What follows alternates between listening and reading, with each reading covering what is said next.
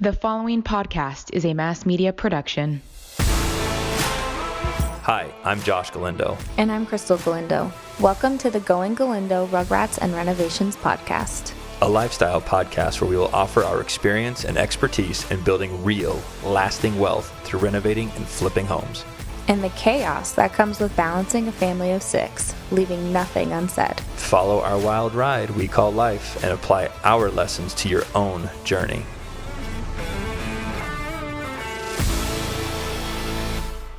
Good morning.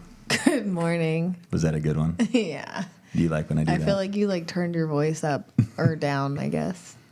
Turned it down? Yeah. Deep. Yeah. See, even Courtney noticed. Ooh. Our guests noticed. Our guest. Don't spoil it I'm yet. sorry. Don't spoil it yet. How was getting the kids to work or to school? How was getting the kids to school? It was good. No drama? Kennedy had a couple of meltdowns. Really? Yeah. Why? I don't know. But we did our high fives out the door, try to shake it up. Keep them positive? Yeah, keep them positive. Starting the day strong? Yeah. That a girl. Yeah. Cool. It was good. All It was right. good. I went and walked at the gym You for walked? 45 minutes. No, just walked while I was there on the treadmill. Oh, and then you stood drove on that, there and then... You know that crazy vibrating machine that you Yes. stand on? Uh-huh. Holy cow, I sat on that too. For those listening, I had the worst chest pain I've ever had in my life. Not ever in my life. I've had the pain before, but it's recognizable Yeah. when it comes. I overworked. So I haven't been eating meat. Yes. And on Sunday, I was like, I'm going to try a hamburger. And I think what happened is I went into the gym with like hamburger strength on vegetarian muscles. Yes. And I worked out way too hard. Uh-huh. I couldn't even move yesterday. In that dinner, I was not all there. Oh, I know. I was like, do you need to go home? It's okay. All right, cool. Hey guys, we're going to pause this episode really quick so that we can hear from our sponsors. All right, guys, I know you've all heard of Moon Valley Nurseries. Well, now is the best time to plant everything, and Moon Valley Nurseries has everything to plant. Right now, you can get 50% off plus free planting. Moon Valley Nurseries is the largest box tree grower in America, and they've brought in millions of dollars of inventory just for this event. From their farms to your yard, nobody does it better. So stop in now for the biggest and best selection. For the best trees on earth, go straight to the moon. Head to moonvalleynurseries.com to learn more. Adulting is hard. You know what shouldn't be hard? Buying a house. Robert Coomer is a stand-up guy that does what he says he's going to do. He's helped us and our friends buy and refinance houses for the past 15 years or so. Every time we know we're getting the best service possible and the person on the other end of that phone call has a smile on their face. And that leaves a smile on ours. So call Robert Coomer. He does all the heavy lifting for you so you can worry about the more important things. Like what kind of wine pairs well with leftover pizza. Seriously, give him and his team a call at 702-850-2000. You won't regret it. Okay, so we have a very special guest today. Her name is Courtney Duke. She is, when I have a choice, my exclusive escrow and title officer, or escrow officer. Chicago Title is where she works. I thought she'd be extremely valuable to those listening and want to know more about how the real estate process works. So we invited her on. Yeah, I would guess that a lot of people don't even know what title and escrow is. No, I think they simplify it a little too much, and I'll give an analogy after we're done introducing her. Okay. But Courtney, good morning. Good morning. Welcome. Thank you. Thank you for being here. Great. Thank you. Thank you for being here. Thanks for having me. That's a good start. So as you can see, it's informal. We just talk. All right. So let's see. So Courtney Duke, go ahead and tell us a little about yourself. I am born and raised here. I'm a local. Yeah. I actually don't know if I knew that. No. Yeah. What school did you? What high school? Basic. Ah. Yeah. You stayed on that side of town. I did. Yeah. Well, I've lived all over. As I got older, I moved around, went out on my own, but I always end up back in Henderson. Funny. And then as I've moved out of town, I always end up back here. Yeah. Something about Vegas that you always end up back. So you lived in other states in Vegas? Mm-hmm. Where else? Alaska, California. How funny. Yeah. Is Alaska like they say it is? Or like you would Yes. envision it is? It's beautiful. Beautiful. Yeah. Snow. Amazing. Yes. Sunny all Cold. the time. In the summer, yes. That's crazy. Yeah. You can go out at midnight and you need sunglasses. It's like noon.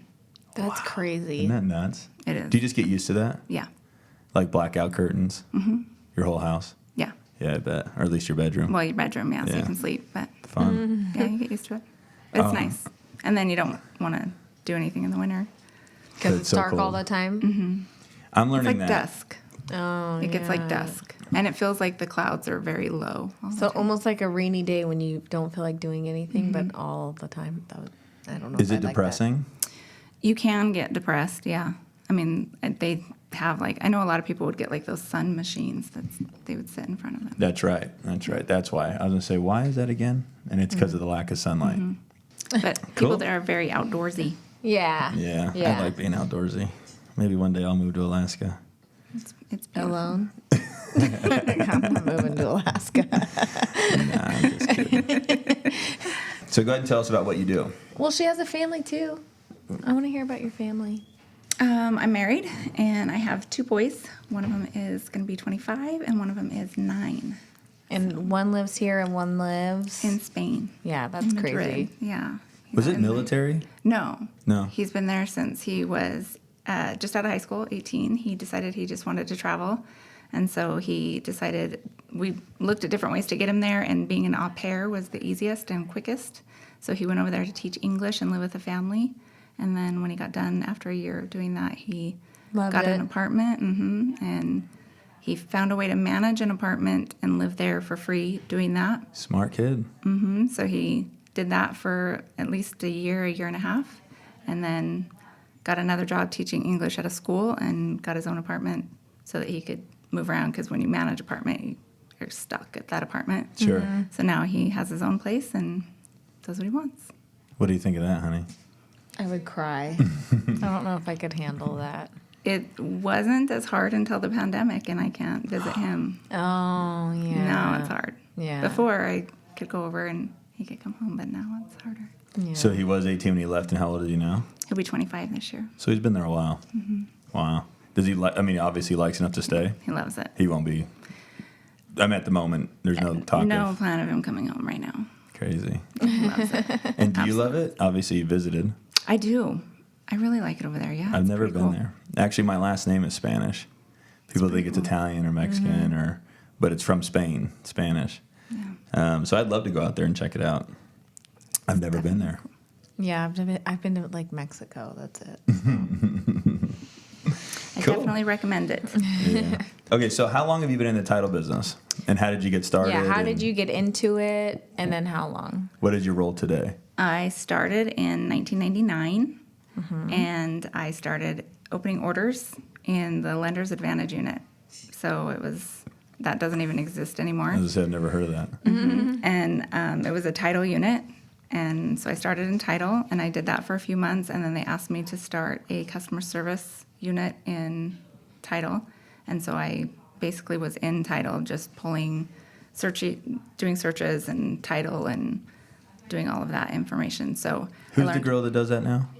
Or did do it? For our company, it's Edith. Edith, yeah. So you were doing what Edith does. Yes. Ah, Yes. fun. Okay.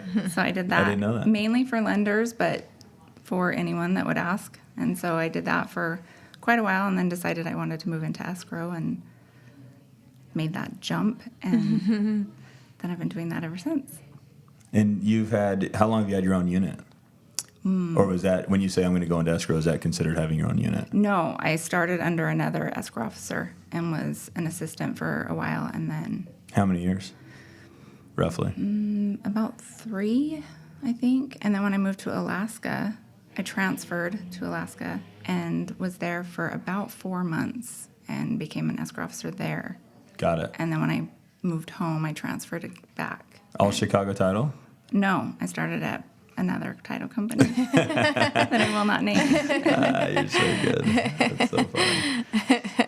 But I've been at Chicago Title now for 11 years. All right. And they are, I love them. They are my favorite title company that I work They for. seem to be really good to you guys. Yes, That's good. they are That's very good. good to us. That's cool. So, so now you have your own unit. Can people probably don't understand what that means, so can you explain what that means, or have Courtney explain what does your own unit mean? So they call it running my own desk, so I'm the escrow officer, and then I have assistants under me that work with me, my team that works with me to.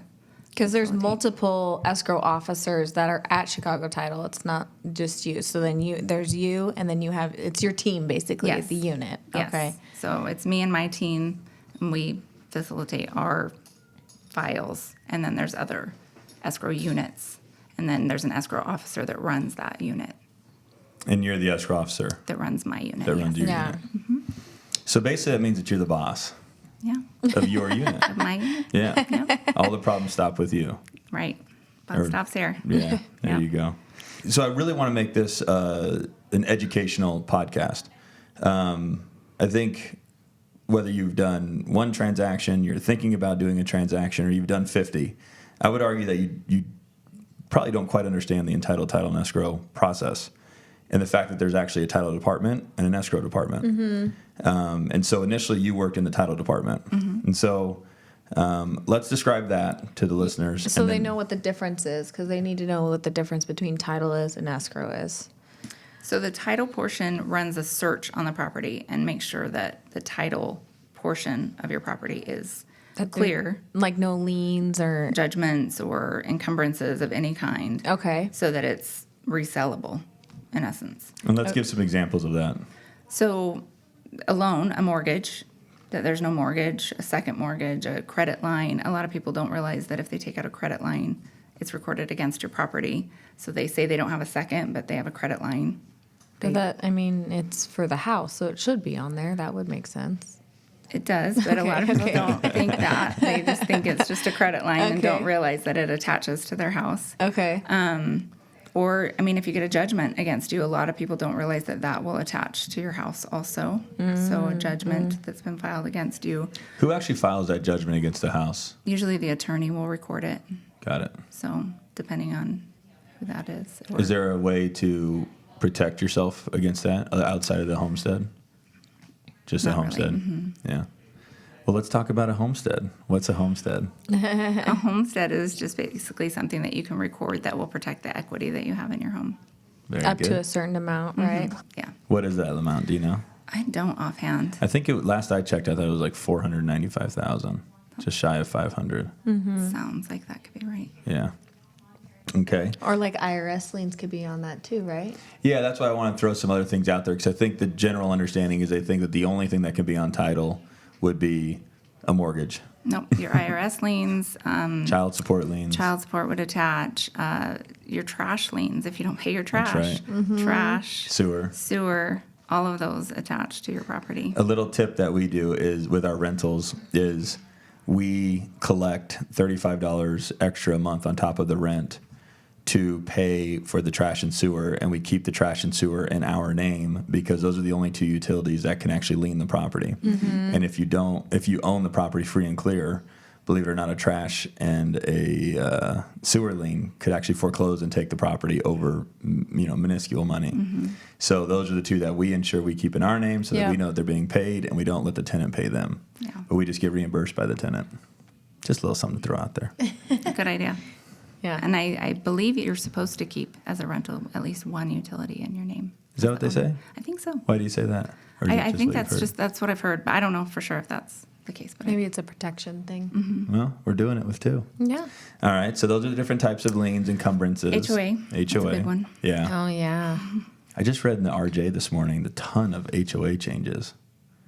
I didn't quite get the article enough to recite, but there's a lot of changes coming to the HOAs. So, yeah. Regulation. Yeah, which they kind of need. They get a lot of Yeah. control. All right, cool. And then what's escrow? Escrow is a neutral third party that facilitates the money in a Okay. transaction. So we're going to basically be that middleman that takes in all the funds and then disperses to make sure that everybody gets paid.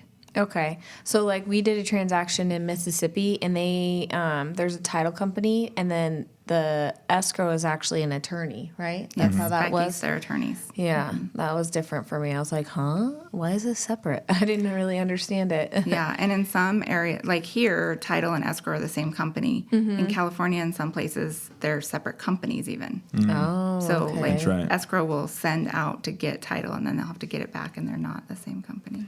Even crazier, I don't know if I explained this to you or told you about this, but buying the place in Bryanhead that we just bought in Utah, the seller had their own escrow company. Oh, yeah. And then the buyer had, I had my own escrow company. I didn't even realize that until we were closing. I'm like banging on the seller's title company thinking it's my title company. Yeah. And they're like, we're not even your title company. And I'm like, well, who is? And then I finally got their information. They're like, oh, yeah, we've been your title company the whole time. Or, excuse me, your escrow company. I was like, wow, I didn't know that. And then they actually take the funds. So the funds get wired to the buyer's title company. Am I referring to that correctly if I say title company? The buyer's funds get wired to the buyer's title company. And then once they have everything, they wire it to the seller's title company, and then they record it. Isn't that nuts? What a waste of energy. Yeah, it's a lot of middlemen. Yeah, but so I'm glad Vegas is a. Fees. Is there a law or is there a reason Vegas is that way, or is this just customary? Is probably the right It's term. customary here. Okay. I mean, you could have separate. It's not customary here. It costs more. So, but you could have separate companies here if you wanted to. Interesting. Well, I'm glad that we don't practice that often. Me too. It's a pain because it is that way. You would have to then, usually one of the title, who's ever insuring the transaction is usually the one that's going to have to get the money in order to insure. And so it would be the same. You would pay the money to the one, and then it'd have to be transferred to the one insuring it. Interesting. Yeah, I'm glad we don't do that. So the escrow company. Let's simplify that. So how I've always described it is your job is to. When I'm explaining it to like a client, I'm like, let's say that you're selling me your car and you have your title in your left hand and I've got the cash in my right hand, or whatever it is, and we get ready to do the transfer. It's like who's going to let go first? Does that make sense, honey? I'm holding the title. Yeah. They're holding my cash. Okay. And I'm like, you let go. And they look back at me and they go, you let go. And I'm like, I'm not letting go till you let go. Well, that's what the third party's about, is I would send my cash to Courtney. And then the seller would send their title or deed for real estate to Courtney. And then we all trust Courtney, and Courtney does the swap. The swap, yeah. You want to add to that in any way? That's basically it. And in the interim of that, we make sure that title is clear of any liens or judgments, and that it's good for you so that you get it without any of that, and that the money is good, that it's Sure. ready to go. And then we exchange that and make sure everybody goes along their way happy. And we're considered a good funds state. We are. So explain what that means. That means that we have to have the money in our account, good, ready to disperse. So it cannot be a check that hasn't cleared. That's why we require wires at closing. Otherwise, we have to wait for it to clear and become good funds. And that's the law here. And so there was a time when a check was sufficient? Yeah. I guess obviously before wires were popular, but so would you have to wait for it to clear though, or was it considered sufficient? Well, I mean, before I think they always waited for it to clear. It just took longer. It just takes longer, especially a big check. It would take like a couple days. Well, it depends on also where it's from. So if it's out of state, it can take 30 days for that to clear sometimes. Wow. So arguably we were always a good fund state. I think policy. Or give me an education there. Policy more so from companies. It was a good fund state because, Because the company's not going to... Right. Why would we Right. disperse on a check that we don't know is good? Right. So I think it just became a law eventually. And So I don't know when the law. I'm going to was keep enacted. questioning you on these title terms. So disperse, what does that mean? Send out the money to everybody in easiest And what else, though? layman terms. Doesn't that also mean to send it down to record? Or, disperse is obviously to send out money to everybody, but is it in that process? We have to record before we disperse here. So we have to have confirmation of recording, and then we disperse. There you go. Yeah. I know that what empowers me when I'm interacting with other parties associated with real estate transactions, lenders, appraisers, title companies, is my understanding of the terminology and my ability to use it. One, it creates credibility in me, so the other party takes me seriously. Like, this guy knows what he's talking about. And then secondly, I know what they're talking about. Yeah. So that's why I want to kind of bang on some of these terms as we go through this. To educate. Yeah, to educate the other guys listening. Okay, Josh, so do you think you can touch on the importance and the value in having a relationship with Courtney or your escrow officer? So what do I think is valuable about having a title officer on your side? So in addition to that, I want to make sure I have as much control over everybody as I possibly can. So then that way, everybody's working in favor of the ultimate goal, and that is to get the deal closed. So in a perfect world, I'd have a relationship with the lender. In a perfect world, I'd have a relationship with the title escrow officer. I'd have a relationship with the seller or the buyer. I'd have a relationship with the home inspector. Then that way, if anything goes awry, which they always do, there's always a problem in a real estate transaction. Yeah. If we've got sound mind across the board, and we've got a blended effort to get it done because we all want to preserve the relationship that's at hand. So as far as Courtney goes and the role that she plays, it's important that I give her as much business as I can so that she values the relationship. Right. That's what I don't understand about these guys that have no problem bouncing title and escrow companies on every deal. Wherever they feel like they should go, they just let them go. There's value in fighting to have someone that you know that values you handling that. The big thing that I always say, that I love to say, is if you want the truth, you call the title company. Yeah, because they have all the cards. Is lying. Or they may not be lying, but they don't realize that. Or they may not think they're lying, but they probably They're are. misspeaking. If you want the actual truth of what's going on with the transaction, you call the title company. Because that's all that matters. Once we satisfy them, then the deal can close. Yeah. So if the lender's saying docs are on their way to title or at title, and you call title and go, "Are docs there?" No. Now you got to go back to the lender and bang on them. Yeah. So it's good to have somebody that you can quickly access, and I think that's where the relationship component comes from, because I've gone to these other big box companies, and arguably Chicago Title is a big company, but for whatever reason it doesn't feel like it's a big box company. So when I'm working with other title companies and I have to go get the front desk. The front desk sends me to the assistant, and then the assistant gets me to the title officer or the escrow officer. Who normally doesn't answer. Yeah, who normally never answers. And then she doesn't owe me anything. Yeah. You know, it's like, it's really a win-win relationship. If you're feeding business one direction, then they want to satisfy me as a customer. And what nobody realized in the transaction, that is in the best benefit of everybody. Right. So obviously when I'm talking to buyer's agents that are buying properties that I've got listed, I'm like, listen, trust me. If you just let this go to Chicago Title, it's going to be in the best interest of everybody. Yeah. So, and that's almost even surfacey. The value of Courtney at Chicago Title is priceless in a sense, because she just goes the extra mile. You know, before we started talking here, I said, "What time did you wake up to get working?" And I'll let her answer that one. So, what time did you get up to start working today? At 3. So that you could accommodate us here at the podcast, but not neglect any of your customers, clients. Right. So, I mean, that shows commitment. Yeah. You know, instead of saying, okay, one has to suffer. No. Both are going to be satisfied. I'm just going to work harder to satisfy them. Yeah. And that's what I've seen in Courtney. And I have a million people. I have choices everywhere. Title officers come in all the time. Marketing reps come in all the time. And they're like, hey, how can we get your business? How can we get your business? It's not even a question. Yeah. It's like, you know, I'm just so happy there's no reason to move. Hey guys, if you're looking for some family fun, check out Circus Circus Hotel and Casino.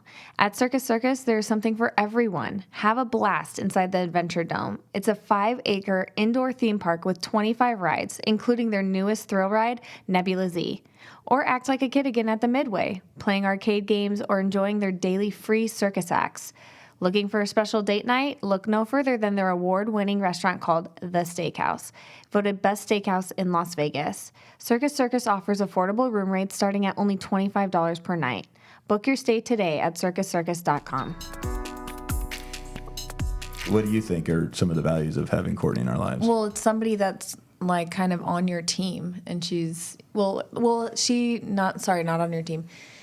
The value in Courtney is that she has your best interest in mind and everybody's best interest in mind. So, like, I don't know, for example, sometimes we have to use other title companies because, you know, whoever we're buying it from they have their person that they like. Well, for example, we bought a flip. It was last year, and I'm still really butthurt about it. But we bought a flip last year, and like we reviewed the statement, everything. We wired in the money, and I always overwire just in case like there's something that pops up. I don't want to have to pay another wire fee. So we approved everything. They said they released to record, and then we get the final closing statement like a week later, and they had pulled it back from being released to record because the seller called back and said, oh no, my tenant didn't pay this mentioned rent. My tenant didn't have the security deposit that he originally had told the title company. So they just changed all the numbers, and it cost us like $2,000. And if it was Courtney, that would have never happened. No, and that's actually not even allowed. You're not allowed to pull it back, but well, you're not allowed to do anything outside of a mutually executed instruction by both parties. right, like they should have informed us. They said nothing. They just did it. Yeah. In general, I would have contacted. I mean, of course, I would have Even if contacted it you. wasn't us, you but would have. Yes. For anyone, I would have stopped and said, "Hold on, let's Yeah. contact the other side and make sure Right. that they sign off on this too." I just think that's standard escrow practice. But Yeah. Is that an accurate statement? That because actually, if you look at the top of the Las Vegas GLVAR contract, it says purchase agreement and mutual escrow instructions. So what the contract really is it's informing and communicating to the title officer what both parties agree to. correct. They don't even, if you think about that, it's like Right. these are the instructions right Yes. here. So anything outside of this, nobody can do. The buyer, Right. the seller, or the title company. That's why everything needs to be executed by both parties in order for you to act on it, correct? Yes, and our escrow instructions are an extension of that, and they say that they are an extension. It just gives the terms of escrow, what they mean, things like that. They're an extension of the contract because that is the instructions. Now that I think about it, wouldn't you need an addendum for that? Absolutely. That's what I'm saying. And then furthermore, in our contract, it says nothing verbally is allowed to is to be enforced. Everything needs to be executed by both parties and in writing. Yeah, no, that was a total shit show. Yeah, but I'm on the still flip pissed. side, there was a real complicated deal, which is something else that I want to go into about Courtney. Is And she's more than just an escrow officer. She understands it all. understand exactly, and Yeah. now I would chalk that up as basic, smart, advanced, intelligent. Yeah. Whatever word you want to use, but that's what you really want in your corner: somebody that understands the game, that understands it beyond just reading a Right. purchase agreement. Right. Sometimes what I'll do, it's a nice little trick that Courtney is kind enough to help me with, is if I'm drafting an addendum, and remember this actually goes back to these are instructions for her. So if I'm drafting an addendum, I'll call her before I get both parties to sign it and say, how are you interpreting it? Right. You want to make sure that she's interpreting it the way that you want it to be interpreted. Exactly. So that's helpful. Yeah. So, and if she interprets it a different way, then we'll say, well, which words made you sway one way or the other? Why didn't you interpret it the way that I wanted you to? And then I'll reword it and then ask her again, okay, how are you interpreting it now? And if it's in alignment with what I want, then I know that it's an addendum worth getting signed. Right. Yeah. My practice is, though, that if there's one that comes over that is questionable, I call both parties and say, what exactly What are you does this saying mean? here? Yeah. Because if it is a questionable, like, this could really go either way, I want to make sure that I'm I was going to say, and I'm sure Getting it. a lot of people don't word things like so that it would make sense to you. I mean, there's some that could very well go either way. Yeah. But, yeah. I got to be honest, I've gotten that phone call a few times. Really? What did you mean on this? And then You're I like, explain. whoops. No, I think once there's a meeting of the minds, I don't, Yeah. Yeah. She calls the other party and they have to interpret the way that I described it to her as well. And if that happens, then I think we're all good to go. Yeah, then I And just if know not, that, yep, that's what everybody meant, and we're good. Yeah. And if not, then we have to go back to the drawing board. Yeah. I think that's what you kind of look for in somebody that you work with as an escrow officer is that experience of knowing that that's what you stop and say, okay, I'm not just going to go by what I think this means. You have to stop and ask the questions. And because that's the main part of our job is we read the instructions and we follow them. It's really that simple. We read and follow. It's... Hey, honey, do you know what time it is? I think I do. It's time to shout out sponsor Southwest Custom Construction and tell everyone how great they are. Oh, okay. That's easy. Nick is our go-to contractor. There's a reason he's done more than $75 million in construction renovations. He does quality work, he's dependable, and he can help you with just about anything. Is there anything you would add? Nick's a great guy. I think he covered what matters most. Give Nick at Southwest Custom Construction a call if you need a contractor you can count on. His number is 480-235-8148. What I love about Courtney too is a lot of the deals that we bring to her. And I wouldn't say a lot of the deals that I bring to her because a lot of my stuff's clean because I buy a different way. But right. I've had complicated deals that we take to her, and you need to have somebody that really understands different things. They need to understand what an assignment is. They need to understand when there's liens on the property that Right. are beyond like calling the Republic Services and saying, "Can I get a demand?" There's a level of intelligence that comes with someone that can decipher a property that has a ton of hair on it. And I always feel confident bringing those over to you. I have the worst transaction going actually right now, and I've begged and pleaded to everybody just to let me take it to Courtney, and they're like, "No." I'm like, we wouldn't be down this road if this was with my girl. So. Okay, I have a fun question. So how many transactions do you think your unit does in a month? We average between 80 and 100. How do you keep them all straight? Because I would get them all confused. That's insane. For 80 sure. to 100, that's nuts. Yeah.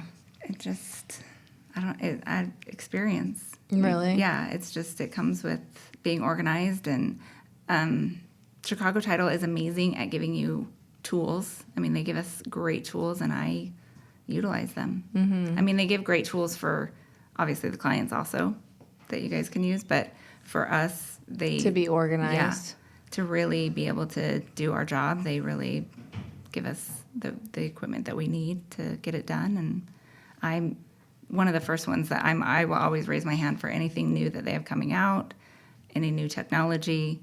That's one of my favorite things about the job is we always can learn something new. That's what I like about dealing with investors too, is I will always learn something new. And there is always something that I'll call title and say, okay, here's a new one. How do we do this? How do we do this? How can we get this one closed? So, and there will never be a day when I say, okay, I know everything about this job. I think that's what's fun about real estate in general. I don't think there's a day I've ever come in and had the exact same days I did the day before. Never. Yeah. It's always moving and changing and something new and challenging. And I think in overcoming challenges, it creates accomplishment, and accomplishment creates enjoyment. Yes. And so I think that is the upside of this gig. Yeah. It's a constant reignite of that feeling. Yeah. Like every day. And same for you, honey. Yeah. Because we're bringing all our stuff to your doorstep that you have to help figure out too. Courtney, that Krystal handles all the money and all of the businesses. And well, yeah, I did know that she did all the. So 31 rental properties. She manages. She manages all of them, and all the money coming in, all the money going out. 40, I think we're at like 45 agents. All of their transactions that come in, she handles all of that, puts the money back out in the forms of commissions, and then all of the flips. And as I think you can imagine, if we have like 40 homes going right now. If one house with a minimum rehab budget of $20,000 times that by 40, think of all the numbers she has to keep track of. You know what my favorite thing to do is? What? When I'm balancing out the properties, I have to look at the HUDs, and if I see something that's wrong, and it's Courtney, I'm like, oh, she'll just explain it to me, and I'm sure it's fine. There's no problem. Other ones, I'm like, they tried to steal money, you know? That's like a legit thing. Like, just recently, there was one that closed, and I'm like, wait, where did these rents go? And it was like, oh, it's right here. Like, it was no big deal. That's what's so good about you. That's why I can't imagine. I don't know how you. I mean, you're just so kind all the time, calm and patient. Oh. You know, and I'm a big believer if there's something that I don't like about what's happening, I just won't say anything. Mm-hmm. So I don't lie, but if I don't like it, I just won't say anything. If I do like it, I want to acknowledge it. And so all of these compliments are all genuine and real. Mm-hmm. So, but you can call her at any time and be like, okay, you gotta explain this one. You gotta help me out. And it's a moment out of her day to stop. And okay, let's go. This is how it is. This is it. This is it. If that was me, I'd be like, I'm in the middle of something. Right. I'm going to need to call you back. I don't have that capacity. I'm in this train of thought, and I cannot sway from it. I know. You got to think about that. You know, you're in the middle of a ton of moving parts, and then someone calls, and you're able to just stop. That's all day, though. I mean, the phone rings, and you have to be able to just stop. Pivot. And, pivot, and then go back to what you were doing. What do you like the most, and what do you dislike the most? Let's go with dislike first. What do you dislike? Yeah, I dislike rude people. Honestly, I mean, there's just no reason to treat people poorly, and I feel like Escrow is at the bottom of the totem pole, and sadly, I don't like when people call and yell at my assistants. Yeah. And it's the craziest thing because they'll call and yell at my assistant, and then I'll get on the phone and they'll be so nice to me. And my assistant's over there like, what just happened? That happens to me. They're mean to me, and then Josh gets on the phone. We're like, really? Okay. I was just going to say the same thing. I take that as disrespect. If they respect me, I interpret them treating the people around me poorly as disrespectful to me. Mm-hmm. Not just them, but to me. It's like, because it doesn't make your and I's job any easier if they can't respect the people that we've put in positions to keep things running smoothly. If everything has to come back to me for you to do your job right, then you're wasting everybody's time. Like, just respect my guy, respect my girl, and so that we don't have to have these conversations. Right. Like, I wouldn't have them answer the phone if they didn't know what they were talking about. Sure. Right. You wouldn't have them in that position. And if they were stumped, they would come to me. They would ask me. They would say, hold on 1 minute and let me ask her or get her or... Right. They're an extension of you, so they need to be treated as if it was you. Right. Yeah. So I think that's my biggest frustration is just rude people. I think that too. We were talking about this in our pre-podcast call. Mm-hmm. I don't think people quite understand how valuable. You know, it's kind of. This was the analogy that I was using: is you turn on the water right at home, and water comes out. Yeah. And it's just what it is. Okay. But you don't really realize that water is starting somewhere else. Somebody's cleaning it. Someone's making sure that we can put it in our bodies and not get sick. Mm-hmm. And then if we want to flip the handle to the left, it gets hot. Mm-hmm. It's like, do you even understand how that works? No, you don't. And the same kind of oversight maybe that people have about the title companies is that they just hand them a purchase agreement and it closes. It's taken for granted. Yeah, totally. Mm-hmm. It's like you don't even realize how much is going into that, and that if it wasn't for the title company, your deal would not be closing. Mm-hmm. It wouldn't be closing with the security that you are looking for. You know, let's talk about that for a second. What does a closing look like without a title company? You hand the guy a check, he hands you a deed, you run down to the county, you record the deed. You get all of his baggage. Yeah, I'm like, that sounds like a really bad idea. Right? Yeah. People don't even realize it, but it's like, oh, it's just title and escrow. No. That's what that's protecting you against. Right. Is you taking on the previous owner's baggage. Mm-hmm. And now your title is encumbered, and you have to, in order for you to go resell it, you got to clean up all their junk. Yeah. So, and the term I always use is clean and clear title. Clean and clear title. Clean and clear title. Yep. So. Yeah. You'd have to figure out how to pay off their loan and hope nobody in there and died. Right. Is there a way that, so educate us really quick and then hold your thought, honey, on what she loves best. Is there a way, can you educate us on the uninsured deed thing? So there's been times where Krystal and I will transfer our rentals from one entity to another and just draft a quick claim deed and sign it, notarize it, record it. Right. And then you guys have an issue with that. Or maybe it's not an issue, but you guys call it out. Yeah, and it's not so much an issue as far as whether or not that deed's valid, because as far as the county goes, it's valid. They'll pass on it. It's good. The issue comes in for title insurance, where we don't want to end up, or the title company doesn't want to end up in court to fight if whoever signed that deed comes back later and says, I didn't sign that deed. That wasn't me, and somebody forged it. So now we've insured, or the title company's insured they've insured that deal based on that deed, and now they're in court because whoever signed it came back and we didn't verify it.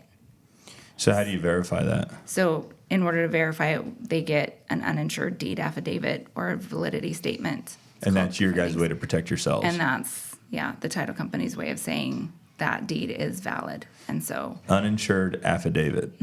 or validity statement. It's Or called validity both. statement. So they track down whoever signed that deed. They make sure that they get signed correctly with somebody that they have verified as a notary or whatever their step is for that title company. What happens if you can't track down that person? It becomes a little more complicated, but there's other options that you can do. You can track down the notary, try and verify it that way. You can, it just depends on the situation, and if it was done by an attorney, sometimes you can rely on the attorney. So there's a few different options that title will pass on it for. So is that a bad thing to be doing? So, because otherwise, if I were to say I just want to transfer my properties from one entity to another, and I get signed, so it's a good, clean, inexpensive practice to see if the title company will notarize those deeds? If the title company notarized it and they know who the notary is, they're probably going to pass on your deeds, I would think. But will there be expenses outside of basic expenses, a notary fee maybe, and a recording fee and accommodation fee? Or does that still need to be ran through a title search? Do you still have to buy title insurance? Are there escrow fees? Like, that's what I'm wondering. Without a formal escrow, can I transfer title without having to have... Can I do it without having to have a formal escrow and have everybody honor it? This is an education thing. There may be a no. It differs for title companies. Okay. I know that a lot of title companies don't transfer title outside of an escrow anymore. Okay. They don't. Some will do accommodations, some won't. They try not to, because it basically puts us into a liability. It muddies when we the don't- waters. Yeah, when we don't have any. Let's break that Insurance. liability down. Okay, so the answer is generally no. They would try not You to. can, you could come into the title company with your deed and ask somebody there to notarize it for you, and then walk out and go record it. Yes, all day long. You could walk into a title company and ask for a notary. They'll Okay. notarize for you, most likely. And then where is the risk? In there, none. There, in walking in and asking for a notary, we can notarize for you, and there is no risk. Okay, where's the risk for me that took that action and just went down and recorded it? When does it get hairy for me? When I go to resell it. It wouldn't so much in that aspect if you went and had your own notary do it. Okay. Then that's So there is some because- protection in walking into the title company and having their and having notary an do employee do it, because then they know who that notary is, and Got they can it. go back to that notary and be like, did he come in and do this? Do you know that he did this? And they can verify it that way. Okay. So that's, in essence, when I said they can track down the notary. If the notary works for them, then they kind of know that you've signed their book, you know that person. Okay. Let's say Krystal goes and gets her notary, and she notarizes it, and then I bring it back to you, and you don't know us from Adam, and we want to sell the property. Where is there risk in that for us? Well, for one, you're married, so don't do that. Okay, I can't, sorry. I Yes. can't notarize If it was anything somebody for you. else That was a that good worked for you. education thing right there. Yeah, Well, yeah. I do knew that. that. We did yeah. that, yeah. Caitlin. So Caitlin notarized Okay, it for you. so somebody else that worked here did it. Then they would want to track down the notary. They would want to have you. But why? Not why. I understand why, but so because you're it just could not going to be- issue me title insurance. That's the only hang up. You would say I just won't issue title insurance on this?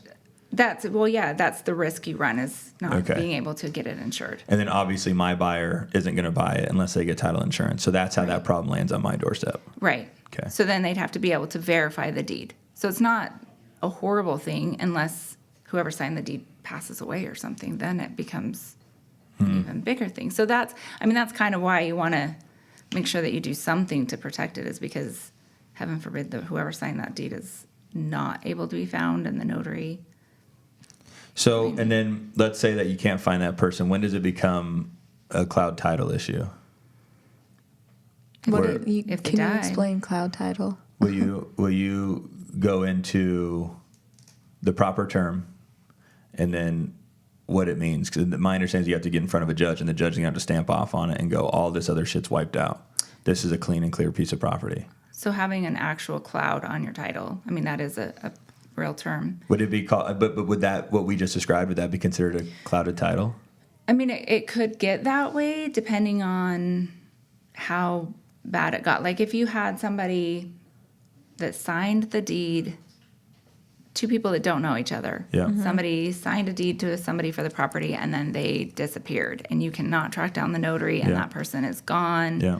I'm trying to build the craziest scenario I Yeah, can. I'm trying to think of. No, and we're getting good stuff here. These are, whether anybody here cares. If I was listening to this, I'd be like, okay. So, I mean, if they were just gone and you could not locate them, and the notary is no longer a notary, and it's been long enough that you can't find them, if you could not get any way to track that down and verify that deed, and there was no way to pass on it, then you would have to get something called quiet title, which means you go to court, and the judge, basically, they send out some notices and do a process, and then the judge basically signs an order saying who owns the property. Got it. And once that's And that's what I meant Done. to say. You have a Okay. cloud on your title, and then the judge does a quiet title action. Is that the term? Yes. Yeah. Yeah, I was misusing my fancy words. Yeah. And I mean, that can happen for other reasons besides just an uninsured deed. That could be, somebody records a mechanic's lien and then disappears. And, And that thing's sitting on there, and the only way to get it off is that. right. Or, I mean, I'll be honest, some of the investors recording their contracts and then disappearing and not agreeing to release them could become a quiet title issue Wow. if they won't get them off I of heard them. the county's cracking down on letting people do that because They it's may clouding be. so many people's titles. It is that- clouding their titles, for and the title bogus companies reasons. are getting a little tougher on just releasing them or removing them because it's becoming an issue with in between investors. Sure. Yeah. So some of them are not so quick to just release it, or they've made agreements with the seller, giving them money, whatever. Right. You don't know the situation. You don't know. And so they've recorded their contract to protect themselves, but then somebody else has made a deal, and some of these sellers are making multiple deals and not. Yeah, and thinking they won't get caught. Yeah. And so it becomes an issue, and then you could end up with needing quiet title at that point. That happened to us on Mountain Valley. Did it? Yeah, we went under contract. This lady sold her house to a wholesaler for like nothing, like $150. Realized she made a mistake, so then hired a realtor, put it on the market. We paid like $220, and then we went to go close it. Was this with you? I think Mountain Valley was. Yeah, and then goes to close it, and with I'll just use the first name, Paul. Anyway, and then went to go sell it, and she found it, and I don't think they recorded it, or did they? No, you just got wind of it. I don't think it actually got No, recorded. They just called us and told us that they had it. Yeah, this lady was making bad decisions everywhere. Then she told us that the solar panels were owned. So my offer price was based on Owned, not leased. And then they showed up because the title officer, there you go. That's why title's so important. If everybody's going off what the seller said or the buyer said, then you'd have nobody to fact check everything. Right. So then the solar panels were not owned, they were leased. And there was like 25 years left on them. And so I told her, I said, I have to adjust my offer because my offer was based on assuming I was going to be able to own them, which means that I'm going to be able to transfer them to the new buyer and get added value by owning them. And so then we're back down to 200. So I got a price reduction for that. But that was a good example of why title is important on a few different reasons or a few different levels. So let's talk about, let's go into binders for a moment. Oh, yeah. Binders I was are very going to say, important. you need to explain what a binder is because no one knows. So I'm going to give you It's not a physical thing with 3 rings. Very school. Right. So I'm gonna generalize it. So I go to Courtney. I go, hey, I got this new escrow. I am buying it. My intent is to resell it within the next 2 years. and I don't want to pay another owner's title, full price for another owner's title policy when I go to resell it. So I'm going to purchase a binder. In the simple word, that's all most of these guys probably even know what they're asking for. And then when they go to sell it, they bring it back to Courtney, and Courtney somehow discounts the owner's title policy fee, and they think it worked, and they just go on their way. So let's break down what's actually happening with that. Mm-hmm. So basically, if you buy a binder, you pay 10% of the owner's policy when you purchase it. And then when you sell it, the difference between what you bought it for and what you sell it for, that difference in title insurance is all you're going to pay. So I actually had an example. I was going to shoot one out. But I actually wrote real numbers. Let's see. So, like if it was for $500,000 and you paid $1,509, and then you sold it for $600, your owner's policy would be $1,683. Mm-hmm. But you'd pay $151 for your binder. Because it's 10% of the original owner's title policy, which you reference as $1,500. Right. So then you'd pay $174 when you sold. Instead of an additional Instead of the 16. 16. Mm-hmm. Yeah. It's a huge savings. Huge savings. So worth it. So worth to ask it. for that binder. Yeah. Yeah. So I hope everybody understood that. And really, when you're buying the house and all these like huge numbers are going around, what's another $150? You won't even notice it. See, on a lot to of the, save that kind of money. Yeah, to it's save that kind of money, it's crazy worth it. on our rentals, we still buy them, even though I don't intend on selling them. But if I ever did, I'd want to. Right. You can Yeah. extend a binder. Did you know that? No, I didn't. You can extend a She binder. hit me with something I didn't know. Coming out of nowhere, Courtney. You can extend your binder. And what is that? Is that just a repeat of the same fee? Mm-hmm. And it gets you another 2 years? Mm-hmm. Well, my goodness. Yeah. We should be setting alarms. Oh, man. Nah. Okay, so then I want to know what Courtney likes the most about her job. I think Josh Galindo. Okay, babe. I think the ability to learn something new all the time. Mm-hmm. That is, it keeps it interesting. My job is never boring. So it's not the same thing day to day. That's probably Never. I always am learning something new. I'm always busy. The day goes by, and it is the people I work with. I have been in the business long enough now that I try really hard to partner with people that I genuinely enjoy working with. Mm-hmm. So I try to weed out people that are rude to my assistants. Yeah. and really just work with people that I enjoy. And, that's what I enjoy about my job. And it used to be doing the signings. I used to really love doing the signings, but I don't get to do that as much anymore. Explain why, though. You explained it to me, but explain it again. Well, seeing those buyers, especially first-time home buyers, they're so excited, and that excitement is contagious, and seeing their faces. Now I usually will just go in and say hi and congratulate them, so I get to still see them for a minute, but I don't get to explain the whole process and see them for the whole signing. Yeah. But that is a great part of it, is seeing the buyers. And sometimes even the sellers are just as excited. It's just exciting. I mean, it's a new chapter for their life, too. Yeah. So. Sure, yeah. Something I want to touch on there, what we like to talk about on our podcast is the little nuggets that all the other guys don't talk about.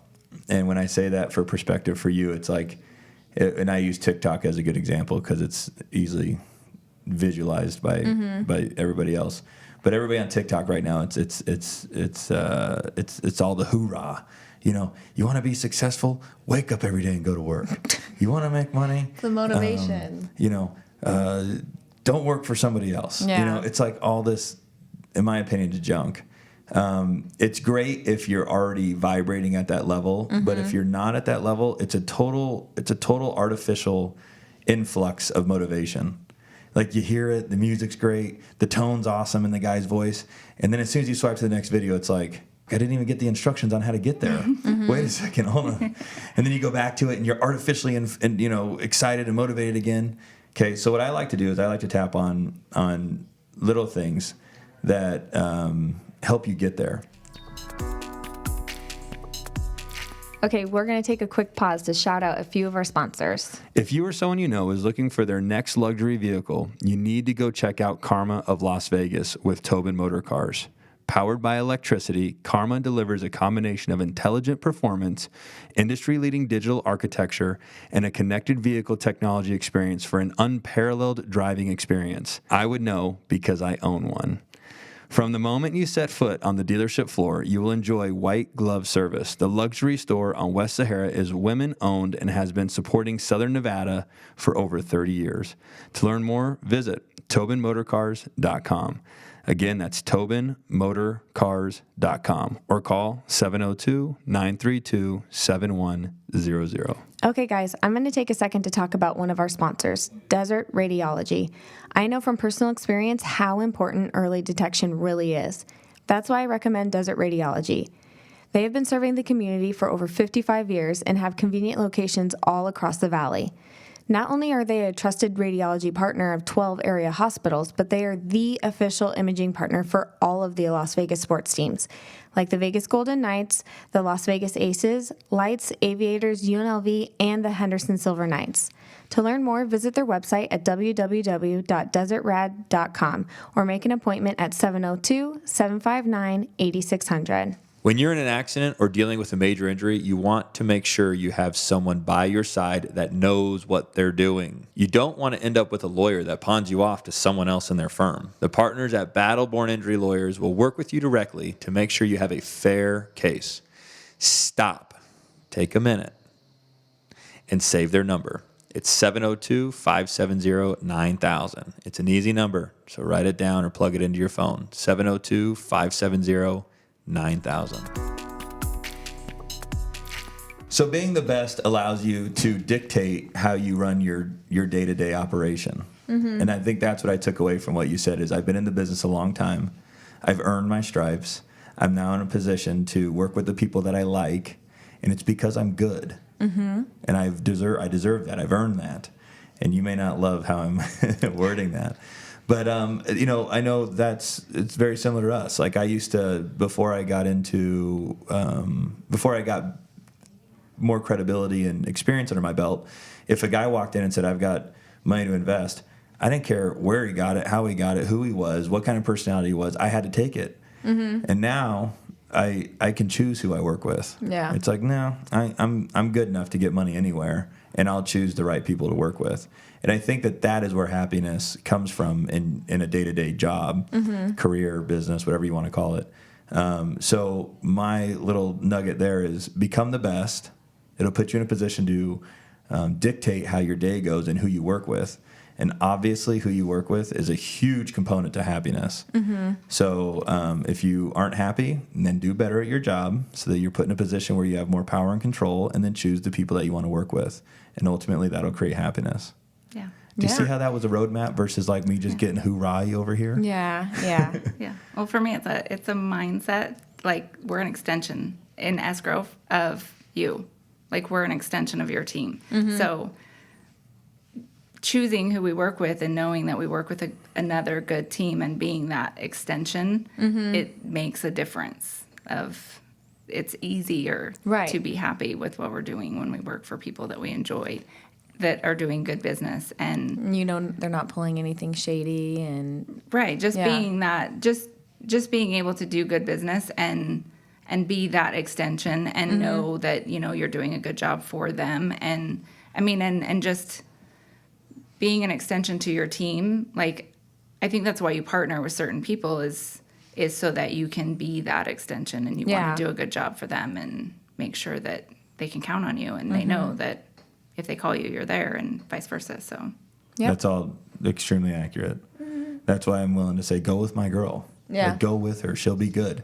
If I didn't have that faith in her ability, then you wouldn't be. I wouldn't be able to make those claims. And you wouldn't say, my girl. Do you have one last question on there that we have to get through? Nope. I was just going to say, I think that was all very valuable, and I think that everyone's going to want to use Courtney. So I think that you should tell them how to get in touch with you. You can call me at 702-366-2955 or email me or my team at ct-duke. Or I'm giving you the wrong one, sorry. Okay, go ahead. ct-nv-duke at ctt.com. Let me simplify this. If you don't have enough go figure it out muscle in your brain to figure out how to get in touch with Courtney Duke, then you have no business working with Courtney Duke. You can Google my name and I will come up. Google Courtney Duke Chicago title. It will come up. And you'll get a hold of her. Yeah, Duke is Duke. How about that? What was the other one? Dook? I don't know. Courtney Duke, Duke. Hey, one thing I want everybody to take away from this, I know a lot of people that are in real estate listen to these. Mm-hmm. Respect your title officer. Be kind. Whether it's Courtney or not, but be good to them, because my mom was a title officer, an escrow and title officer for 30 years. She started out as a coffee girl, and she became the vice president and retired. And I understand the amount of work that goes into it, the stress that's involved in it, and let's help make these people's lives better, and be kind to them, and they will be kind back, I'm sure. Yep. All right. Thank you so much, Courtney. Thank you. Thank you You're for having awesome. me. Appreciate it. All right, guys, that's going to do it for today. Thank you so much for listening. If you enjoyed the show, please rate, subscribe, and share our podcast. You can also connect with us on social media or at galindogrouprealestate.com. Until next time, thanks again for listening.